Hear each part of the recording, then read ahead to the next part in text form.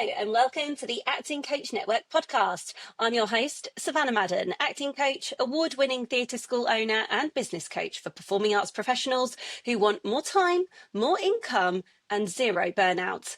My guest today is someone who embodies the blend of grit, artistry and compassion that makes a truly great performing arts educator. Anna Reeve Cook trained at some of the most prestigious institutions in the UK, Mount View Academy and the MTA, before spending time in New York honing her craft with world-renowned Broadway vocal coaches. She went on to carve out a successful performing career, appearing in major films like The King's Speech and Robin Hood, performing at Wembley with Take That, and gracing the stage of the London Palladium for Graham Norton's charity gala. But it's the founder and principal of Attitude Performing Arts in Hertfordshire that Anna has found her true calling. Over the past decade, she has built a school that is as nurturing as it is ambitious. Her students from age 5 upwards consistently achieve a 100% pass rate in exams, with many going on to gain places at the country's top drama schools and land professional work as children and adults. Anna's own journey as a parent, particularly raising her son Oliver, who has additional needs, has shaped the way she teaches and leads. Her approach is deeply inclusive, centred on building confidence, resilience and happiness in every single student. She also happens to be a valued member of my own teaching team at Madden Theatre Arts, and I'm so thrilled that I get to see firsthand the impact she has on young performers every week. I cannot wait to explore how Anna has built such a values-driven school, what she's learnt from her own time as a performer, and why she believes performing arts training can change lives. Anna Reeve Cook, welcome to the Acting Coach Network podcast. Hi, so nice to be here. I'm such a big fan. I've listened to all the other episodes. Oh, that's so nice. Thank you. Ooh, a little bit starstruck. That is absolutely amazing. So we are really excited to chat to each other today. But before we get started, we just want to say, for anyone listening, neither Anna or I are qualified Senkos or specialists in this area. Touched on the fact in the intro that Anna's son has additional needs. So everything we are sharing today is purely from our own experience as coaches and theatre school owners, and we're speaking about what's worked for us in our settings. And of course, every child and every situation is different. And if you're ever unsure about a child's needs or how best to support them, we'd always recommend seeking professional advice from a qualified specialist. But let's get on with the show. So Anna, I've already shared a little bit about your background, but how do you describe what you do day to day for someone who's just met you? I'm sure that loads of people are familiar when you run your own business, there's so many different hats that you put on. Basically, I mean, my business, Attitude Performing Arts, we do one-to-one lessons across North London and Hertfordshire. I teach my own classes as well as managing a small teaching team. I do the admin for everything, you know what that's like, sort of managing exams and shows and all of that stuff. I am also still a working performer and I'm a single mum. So you wear all the hats, basically. Yes, yeah, basically. Like many people who are performing arts business owners, we're just wearing all of the hats. Okay, now take us back to 2015 when you set up Attitude Performing Arts. What was the spark that made you want to start your own school? What was the reason? At the time, I was living in London and working, what we call muggle jobs in between my acting contracts. And one of the jobs that I was working was for a theatre school, which was run by, I'm not going to mention names. It was run by somebody who was a great businesswoman, fabulous, but no teaching qualifications and was very, very in it for the money. And was very successful, had a lot of kids through the door, but there was no compassion, no kind of individuality. It was all very much en masse. One of the summer schools that she ran was run almost like a school. So she had 2 reception classes, 2 year 1, 2, and it was 200 plus kids for 2 weeks. And it was just, I felt like it was kind of herding cattle. And I just thought, why am I doing this. I've got more qualifications here, and I'm working for somebody who their ethics don't match with mine, and I just feel like I could do something with what I've got. Not better, because like I said, she was a fabulous businesswoman, but I could definitely do something. There was a market for what I had to offer.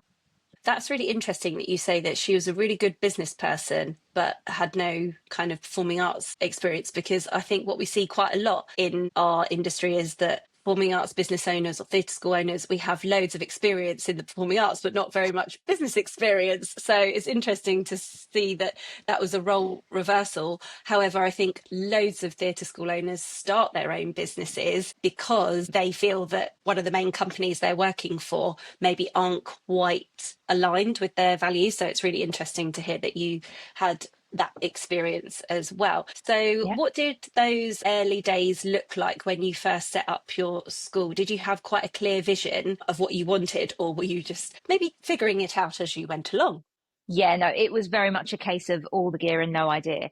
I had I Love had all these that. yeah, I had all these qualifications, because I did my teaching qualifications, but I also did personal training and nutrition qualifications. So I was doing personal training as well. I had experience in the industry, so I didn't know whether I wanted to teach kids about TV and film, whether I wanted to do group classes, just one-to-ones. It was a mess. So it took time to kind of figure out actually not just where the niche market was and who I was meant to be aiming this at, but also what I wanted to do, because I was finding that teaching classes was just so it's the one thing that everybody kind of automatically does, like, oh, we'll start up some dance classes and then a dance school. So that's what I started with, and it was just so wrong for me. I hated it, and that's partly why I ended up going into just one-to-ones, because the group situation was just not for me. And was there a particular reason for that? Funny you should ask. Going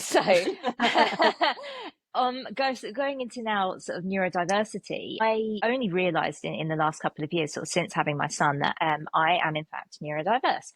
And looking back, I didn't realize it at the time, but I think I felt incredibly overwhelmed in these huge group situations, as well as, the admin side is never easy when you're trying to get people through the door. And with one-to-ones, if you lose a client, then it's that space is kind of void. But if you've got a group class, you have to continually get people into that slot.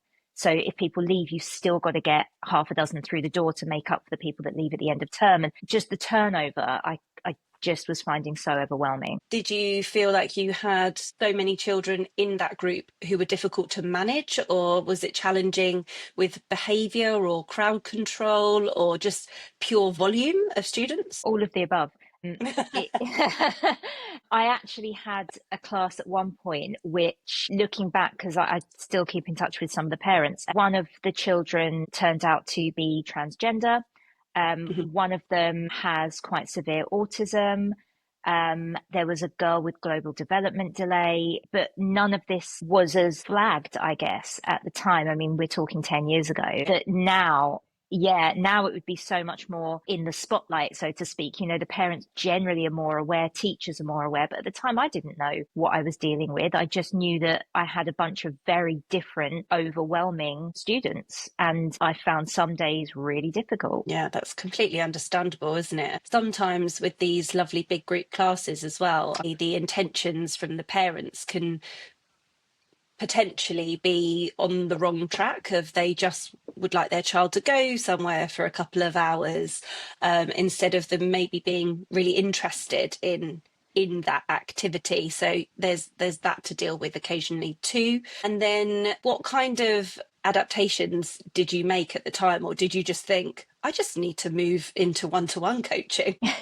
I mean, I really did try for the level of knowledge that I had, and the fact that I didn't know that I was dealing with neurodiversity. If I'd known more what I was dealing with, I could have researched it more, but I didn't, and I don't think even the parents did. So I did what I could. One little boy just hated the singing part of the lesson, and he would just hide under the table. And my initial kind of way of dealing with that would always be, no, you join in the whole class or you don't get your sticker at the end. And I realized after a while that wasn't working. And so I just used to let him sit under the table. And Eventually he Hmm. would come out and, looking back now, I realized that it was the noise that was bothering him from all the different voices Of singing at course. once. But he couldn't explain that to me. I didn't know. The parents didn't know. So it was difficult. There weren't many adaptations that I made, which is probably part of the problem. But as you said earlier, we're talking like 10 years ago. We didn't have the language for half of this stuff back then, did we? It's only No. really kind of come to the fore in the, well, I don't know, what, the last 4 or 5 years, maybe not even that many years. So yeah, you obviously were doing the best you could with what you had. But I know that you're very, very passionate about neurodiversity. So for anyone listening who isn't quite sure where to start or what questions they should ask to gain real insight into students' needs or to make their classes more inclusive, what would you say? So the main thing I would say is when you've got a new student starting, two things you can do. Most people have enrollment forms of some description where most people, again, would have a section that says, fill out if your child has any additional needs. I make that section now really descriptive. I don't just put, any additional needs, question mark. I say, please tell us if your child has any needs varying from physical, emotional, social, and I use examples such as anxiety, sensory issues, do they take medication? And I'm really descriptive because I think often parents see that box and they think either, no, that doesn't apply to my child, when actually it does because they have a different perspective on what that means, or a lot of parents will think it doesn't apply in that situation. They don't need to tell you. So it's helpful to have examples of things that I know parents don't always tell you. So that would be my first thing, make that section really explicit. And the second thing I would do is, particularly if you're teaching one-to-one, I don't know about you, but I always use my first lesson as a sort of assessment to see, and most people would sort of say, oh, if they're having a singing lesson, then we'll get them to sing something and see what their voice is like so that we know what to do moving forwards. Absolutely still do that. But I find it really helpful to do a slightly more personal assessment. So find out a bit more about that child. What is their favorite subject at school and why? What's their favorite part of the day? Get them to, I always say to them, if your best friend had to describe you, what would they say? And you can get so much from that conversation, because if you've got a child that says, I really love maths because there's, I always know the answer and there's always a way to figure it out. And my friends would say that I'm very clever and that I'm really good at paying attention and I'm really helpful, then I know what the best environment that child is going to be able to work in, and that they're probably going to be all right with some of the theory. They're not going to need as much help. Whereas if I've got a child who's going, my friends say I'm away with the fairies and I really like playtime because I get to pretend to be, someone from the Descendants film or whatever it is, okay, that kid's going to need some help with some focus or whatever it might be. So I think pay attention to the things that aren't work related so that you know how they are going to thrive best in a working environment. Amazing, because not only are you doing your subliminal assessment to work out what kind of child you've got sat in front of you, but it's also hugely helping you to gain that child's trust, build the rapport, because in this instance, we're talking about one-to-one coaching, and that is the most important part. And we all know that you can't gel and build a rapport with absolutely every single child that you meet. It's just not possible. However, we always do our best. So you're kind of doing two things at once there, gaining that nice groundwork of an assessment of what kind of child you're working with and starting to put in the foundations of building that rapport. And for any other teachers and coaches that might be looking for any other sort of signs to be aware of, what might be any sort of things that you would look out for to be like, oh yes, I might need to do X, Y, and Z to tailor my lessons to this student? Yeah, so like I said, every student is completely different, and a lot of students are going to be fine working with your comfortable way of working. But what I would say is, if you've got a child who's got profound special needs, you're going to know because the parents are going to know. They're probably already going to have help in place. It's the children and adults who, like me, for so many years were just completely unaware that they fell into the bracket of neurodiversity and maybe either don't realize that they struggle with things or know that they're different but don't know why. The the traits that you will often see in what we would call a high masking neurodiverse person are going to be things like anxiety. So if you've got a child that's very anxious, that's a warning sign to look out for. I would also say focus levels are another one. So if you've got a child who particularly girls, funny enough, who are kind of described as being clever and capable, but a bit away with the fairies, you're going to need to make some adaptations there. That can be a sign of ADHD in girls, particularly as well, literal thinking. I found that can be an interesting one when you're doing things like knowledge sections for acting, for example. Can you describe the location of this scene? A lot of children who fall into the neurodiverse bracket are going to struggle to come up with ideas for that, or if they do, they're going to be describing something they already know. So they might be describing a setting that they've already visited rather than making it up in their own head, or you might need to rephrase your questions. And stimming is another one. A lot of people, children, adults, do it without even realizing they're doing it. And because we see stimming as spinning or hand flapping or rocking backwards and forwards, anything other than that, I think people don't recognize that it actually is stimming. Like if you've got a child who sits and plays with their hair or twiddles a necklace or a hairband or bites their nails or taps their fingers or jiggles their leg, all of that is a form of stimming. And if they're doing it consistently, that is a sign again to look out for, to sort of go, is this child 100% comfortable here?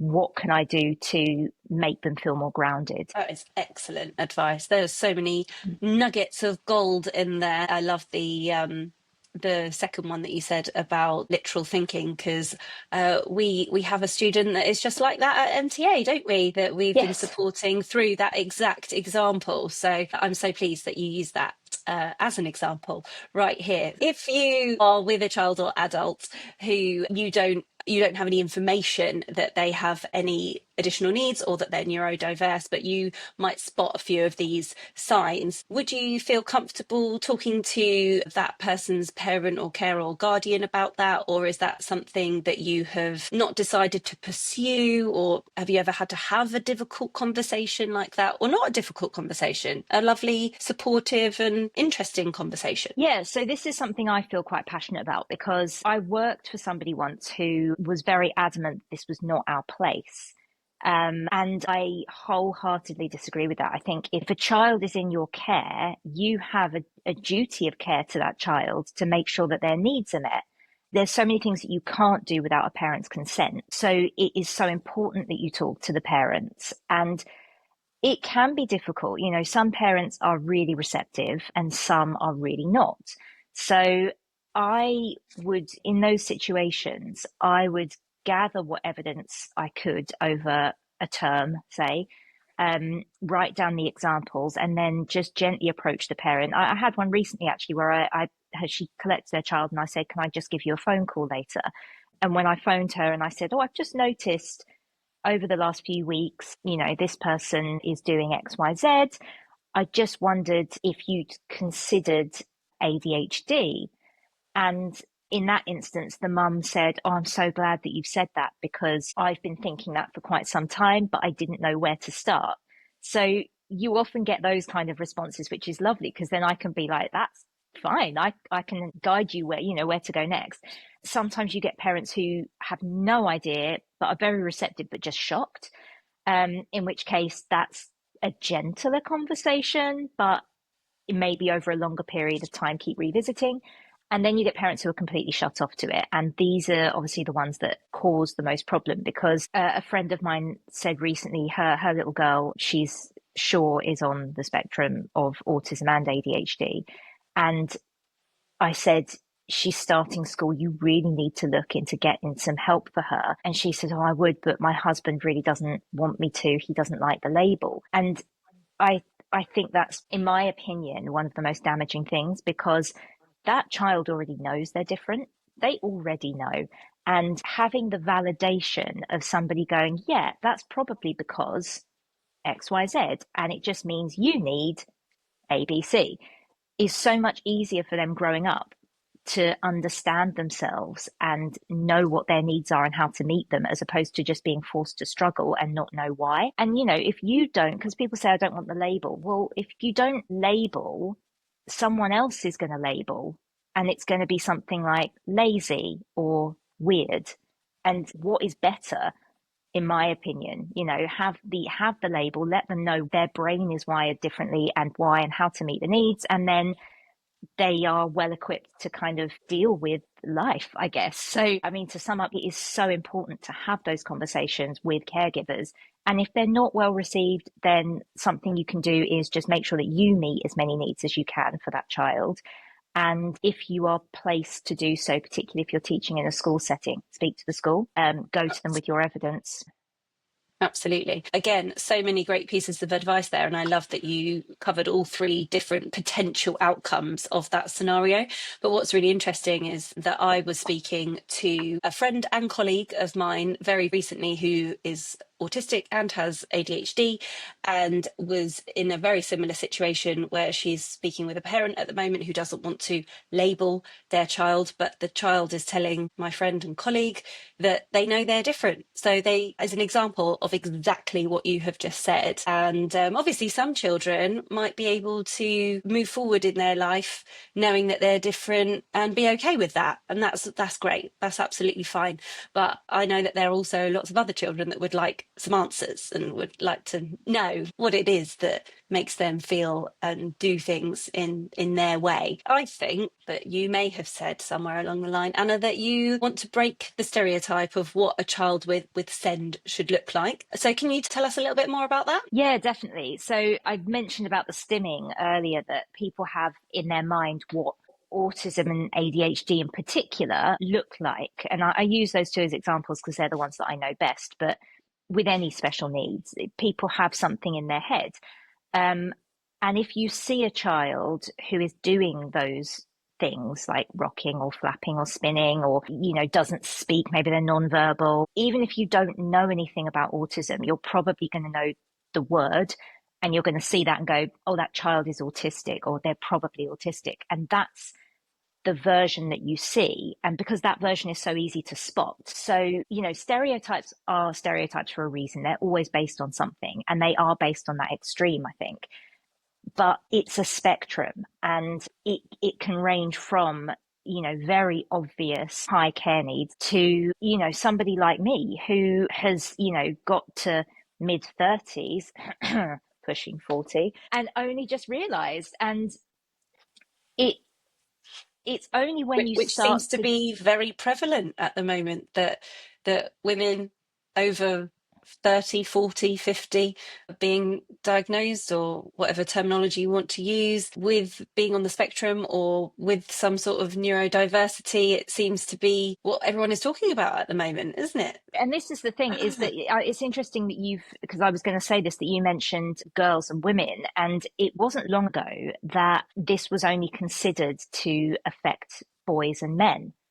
And it wasn't realized that actually the traits in girls and women are so different to boys and to men, that it was just going unnoticed, because for whatever reason, girls in particular are kind of naturally more programmed to be sociable and to want to fit in. So, for example, my son, you only have to be with him for 2 minutes before you go, well, something not quite what's going on there. Because if somebody approaches, he doesn't like people, he doesn't like noise, he's not interested in playing with other children. So if they approach him, he just won't even look at them. He'll just gently sort of move them away and carry on with what he's doing. Whereas my friend's daughter, we noticed, mimicked a lot of behaviors. So you might just think, oh, she's copying the older kids, that's so cute. But actually, when you look at the behavior, none of it is self-generated play. It's all copied, and you can see her watching and mimicking and repeating phrases. And it's those kind of things that go under the radar. And it's the stereotype is always going to be there. But I think it's just knowing a bit more about what the traits are and what to look out for, particularly in girls, that is going to help people. Because, I mean, I'm sure you've heard people say, oh, there's so much autism around these days. It never used to be like that. And it's like, oh no, it was there. You just didn't know what you were looking for. And No, because again, people go, I think we're all a little bit autistic. No, we're not. We're not all Oh, a for little bit, goodness sake. Yeah. yeah, we're not all a These little bit silly pregnant phrases either. We're bandied just, around. Yeah. Or the other one I hate is, oh, I'm a bit OCD as well. Oh, no, you're not. yeah, Oh, no, you're not. awful. Yeah, you might exhibit some traits, but in order to actually be neurodiverse, you have to fit into various brackets and criteria. And it's only if you fit all those that you can be considered on the spectrum. We're not all on the spectrum. So when I say I've done research and I'm seeing it around a lot more, it's not about everybody being neurodiverse. It's just about realizing that this presents so differently across so many different people. And it is so much more prevalent than we realize. I like to think of it. I don't know if you've seen the film The Sixth Sense. Oh, Um, yes. Yeah, that's the yeah, goodie, isn't it? Yeah. an oldie but a goodie, and that's really, really sorry to spoiler if anyone hasn't seen it. But there's a scene. Well, that's their fault. There you go. There's a scene where the therapist is talking to the little boy, and the little boy says, "I see dead people," and he says, "Where?" And the boy says, "All the time, everywhere. They don't know they're dead." And I think of that like neurodiversity now. Now that I know so much about it, I'm like, I see it everywhere, and they don't know they're neurodiverse. And it's about educating yourself, I think, to know that a stereotype is fine, but actually day to day, that's not who you're going to be coming across. And, the kid who is in the back of the class anxious, or the one who does struggle to maintain friendships, or struggles to navigate friendships. Maybe they're just always having fallouts at school. There's always a bit of drama. That is part of growing up. Of course it is. But if your child is like that consistently and always has been, there's likely that there could be an issue there. And it's then that you need to start looking at other areas to see where, do they fit into that bracket and what can you do to help? Gosh, we covered so much there, didn't we? That was Yeah, great. I was just sorry. thinking, no, it's wonderful. I was just thinking the other day, I heard the same sort of comment, flapped about oh, God, it wasn't this much autism and whatever else, in my day sort of thing. And then there was an example of, the grandfather who has his strict routine, who eats the same food every single day for breakfast, lunch and dinner, and has to have all his things a certain way and this, that and the other. There was loads of other really good examples that it was like, so there are so many people of the older generation, just as you were saying, that did behave exactly like somebody who is neurodiverse, but we just didn't know it at the time because the research wasn't there. And my example Absolutely. wasn't incredible there, but I think everybody will get the gist of what I mean. When I found out about me, because we know from research that it's heavily genetic, people say, oh, my son's autistic, but my daughter's not. And I'll just think, okay, just put a peg in that one. Keep an eye. Oh, I've had, but I don't know where they get it from. I said to my mum, I think I'm autistic. I think I might be ADHD as well. And initially she said, oh, really? And then bringing up examples from my childhood, she went, oh, yeah, no, I hadn't thought about that. And then I mentioned my dad, and I said, how have you gone 40 years, married to this man and not realizing that he's raging ADHD, his entire family? And she went, yeah, no, I don't know. I can't unsee it now. But again, we were born in the 80s. Sorry. So, we just didn't have the vocabulary for half of this stuff. We would be labeled in a different way, whether that be, as Yeah. you said earlier, lazy or a bit weird or whatever terminology anybody wants to use. So we're gonna steer back to our classes and how we provide a safe and inclusive environment for our students. So your theatre school focuses on various exams, but one particular exam board that you do use is LAMDA exams. So, for example, how could one-to-one LAMDA classes specifically help, in your opinion, to build confidence in students, whether they're neurodiverse or not? And have you seen any standout transformations that have stayed with you? Yeah, I mean, I'm sure you'll agree that LAMDA is fantastic for so many reasons, particularly if you have got a child that's neurodiverse. You've got a learning environment where they can learn in whatever way suits them. You know, if they want to sit under the table upside down in a pink tutu, like crack on, that's fine. And if, you know, if they're doing public speaking and they want to talk about their special interest, which is dinosaurs, great. I think it really helps build confidence because it's 30 minutes out of their day where they don't have the restrictions that school puts on them. They are doing something that is freeing and they are able to kind of focus on topics that they are interested in. So it really helps them to feel seen and heard where they may not feel like that during the school day. I mean, I'm talking in general here, but generally, I think a lot of neurodiverse children do feel underconfident, whether it's socially or academically or in some aspect of their life. So this is, you know, somewhere where they've got one-to-one focus and it is all about them and their learning and their needs. And then if they go on to take an exam, it's like having that external validation of actually your work and what you did and what you chose to talk about was brilliant. Thank you so much for sharing that. Here's your certificate. You did a fab job.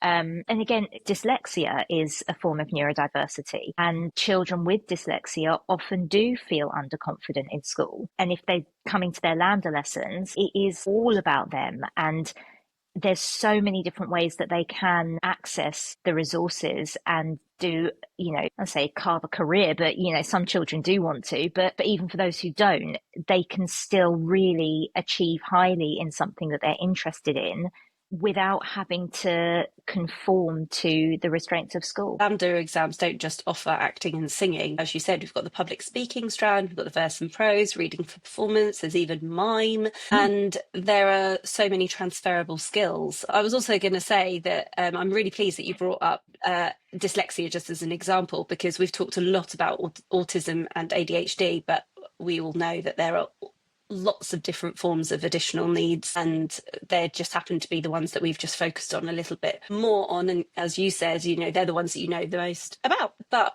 we do work very closely with lots of different people from all sorts of walks of life, and some with additional needs, and it can be the best job in the world. It can be so rewarding. But like many roles, it can also be emotionally and physically draining. So have you experienced burnout, and how do you look after your own well-being? Yeah. Oh gosh, isn't this an interesting one? I've listened to some of your other guests talk about it as well.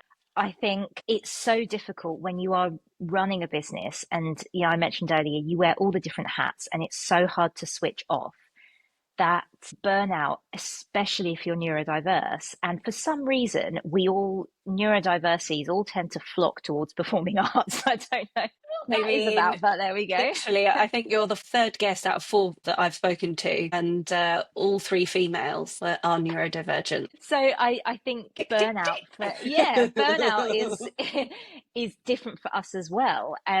So the things that I find good to put in place is, I mean, it's easy to say, but work structure, try and get the work-life balance as much as you can. I mean, again, it's difficult for us because we've turned a passion into a job, which a lot of people don't. A lot of people don't like their jobs and they go in 9 to 5 and they come home and they switch off, and that is then their family time or their personal time. We don't, because we love it as well as feeling that sense of responsibility. So really try and be strict with yourself with the work-life balance. Have set times that you do your admin or that you do your teaching or your planning, and try your hardest. It's not always manageable, but try your hardest to stick to that as much as you can. I've heard you mention delegate, and I really, really think highly of that suggestion. Again, money is often an issue if you're a new startup or whatever it is, but as soon as you've got that bit of extra, get someone to do your social media or get someone to just handle the emails or whatever it might be, just to take that pressure off. But also, I mean, I do something which I know you mentioned in like a really early episode called I Choose Me. And I started doing that for myself because I thought if I give it a name and I post about it, then I'm more likely to do it.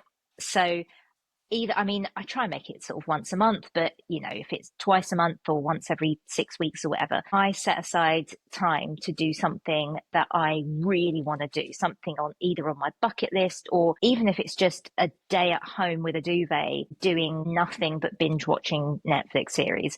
If it's something that I think I need or I want to do, I make sure that I do it, because so often I think a lot of us are guilty of this. I got to a point a couple of years ago where I was just really resentful because I was saying, oh, I really want to do this and I haven't been on holiday in years and I've just got no time or money. And so I just was not doing things and getting resentful about it. And then I thought, no, I do have time and money, but it's about prioritizing. And as soon as I made that a priority, it happened. Making yourself a priority. Love 100%. that. Absolutely brilliant. Yes, I did. It was a very early episode, and so it was Anna that I was talking about. So if anyone knows which episode I'm talking about, that's what it was. But yeah, it was all about how to avoid burnout and tools and tips and how to try and avoid it, because everybody I speak to who works in our industry gets burnt out at some point. I think just the life and the world that we live in at the moment, regardless of what your job is, you're prone to burning out, because we live in such a fast paced world, and we're finding out more and more that more of us are neurodiverse. So we've got all of those extra layers to deal with. There's just so much going on. But I think because we are performing arts business owners and we're working with a lot of young people, we feel like we're role models to them. We have like high standards of ourselves, and we can just put ourselves under a bit too much pressure sometimes just to be on. And as you say, like, it's really difficult to switch off. So because we love it. Guilty. Those are really good tips on how to handle when you feel like it might be coming, or things to put in place before you even get to that point. If you look back now at everything you've built over the last 10 years, the students you've taught, the exams you've put them through, the inclusivity you've created, what are you most proud of? I mean, the main thing, I guess, is making a living out of something I love, because it's so easy to fall into something that you don't enjoy as much, either for the money or whatever it might be. I mean, when I was working solely as a performer pretty much 10 plus years ago, I was working at theatres in between, and I was offered a managerial job, and I very, very nearly took it. And I could so easily have gone down that route because it was there. But I think, doing this and having a job that I want to get up and do every day, that I'm enthusiastic about building,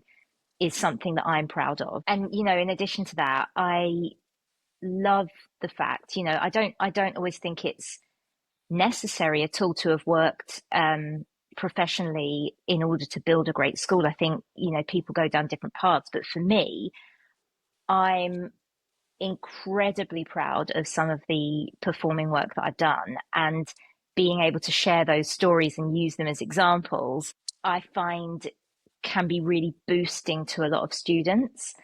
So it's fun to have that as part of my lessons, and I'm proud of the fact that I can kind of share that and that it inspires my students. Yeah, I was just about to say that, it's so important for students to be able to see that it's achievable, because in our generation of being trained, it was quite negative of like, it's such a hard industry, you're going to have to be in the top 1%, and it's so hard out there, always focusing on the negative. Whereas I think we're trying to approach our training, and of course, we're not talking about training people at degree level per se. At the moment, we're talking about, one-to-one LAMDA lessons. And we're trying to instill confidence and resilience and positivity and inspiration and imagination and all those things, to be like, why not you? Someone's got to get that job. Someone's got to get into that drama school, or whatever it is that they might be trying to achieve. And just knowing that it is achievable because they're sat right in front of the person that has done it, I think is really powerful. But I like that you caveated it with, not all performing arts business owners and coaches have to have worked professionally, because not all professional actors are very good teachers. Absolutely, yeah, exactly. And I think that's important to note, because a lot of performers do think, oh, I'll just teach on the side, and actually, Yeah. it's a lot harder than they think it is. Exactly. And a lot of young people will be drawn to these, for want of a better word, superstars or people with incredible CVs and credits. But actually, the training they might receive might not always be up to the standard that the parents would expect, or even the students. So yeah, it's a tough line to tread there, isn't it? So I'm going to ask you my final question that I ask everybody, and that is, if you could give one piece of advice to a fellow creative who's feeling a bit stuck or unsure right now, what would it be? I'm really sorry. In true Anna fashion, I'm not going to give you one, I'm going to give you three. So edit these as you will. My first piece of advice is follow your highest excitement. If something is exciting to you, follow it as far and as in depth as you can until you can't anymore, and then follow your next highest excitement, because that is what is going to lead you down the path of happiness and success, really. My second piece of advice, which was given to me by an absolutely fabulous Broadway coach, and really changed my outlook, is people always say to you, just try your hardest, just try your best. And she said to me that that is, in her opinion, the worst piece of advice, because she said, if you put that pressure on yourself to try your best, it means you've got to do it better than any other time you've ever tried. She said, instead, if you are interested and enthusiastic in what you're doing and you do the groundwork, you're consistent, just give an average reflection of your work, because your work will already be a good standard, and then it takes the pressure off perfection. And the third piece of advice I would say is, don't be afraid to try things that might fail. I myself went into opening up a college branch, and the initial idea that I had of doing group college classes with London College of Music just didn't work out. So I then went into individual diplomas, and that's been so much more successful because it's appealing to an audience that I kind of already had, of adults in particular who wanted to either retrain or needed to work it around childcare. And so I now have that clientele, as opposed to doing something that actually I really wanted at the time, but turned out to be just not correct for me. Brilliant. So we've covered so many areas there. And I think the one that stands out for me, or the two that stand out for me the most, are we are also living in a world where perfectionism is rife. We've got students striving for perfection left, right, and centre, and adults. So not putting that pressure on yourself to be perfect, because it doesn't exist, and don't be afraid to fail at something. Don't fear the failure. You got to put your best foot forward, try things out, and if they don't work, you just pivot and try something else, don't you? Which you have pivoted there. It's a great example. And now what you are doing is working for you. So it's absolutely brilliant to hear that. Oh gosh, Anna, this has been incredible. I think the listeners are going to go away with so many brilliant nuggets of advice. They might have learned a thing or two. They might have thought to themselves, oh yeah, I already knew that, but it's so reassuring to hear other people in my industry talking about that. But can you tell me, and everybody listening, where can we find out a bit more about you and your work, and if there's some way they would like to connect with you, where can we find you? We have a website, first of all, which is attitudeperformingartscollege.co.uk, and you can contact us via there, or we're on social media. So we've got Attitude Performing Arts on Instagram and TikTok, and we also have Attitude Performing Arts College on Instagram and TikTok as well. We'll link all of that up in the show notes so that people can come and find you and follow you and connect with you if they so wish. Thank you so much, Anna. Thank you so much for having me. Thank you so much for listening to this episode of the Acting Coach Network podcast. If you loved what you heard, make sure you're following. And if you've got a moment, I'd love for you to leave a quick review or share this episode with someone else in the industry who might just need it. You can find me on Instagram at the Acting Coach Network. And if you're looking for support to grow your coaching business or creative career without burning out, check out the latest resources over on my Instagram page. And you can also find my latest free resource in the show notes. I'll be back soon with more conversations, expert insights, and tools to help you build the business you love. Until next time, keep going, stay kind to yourself, and I'll see you soon.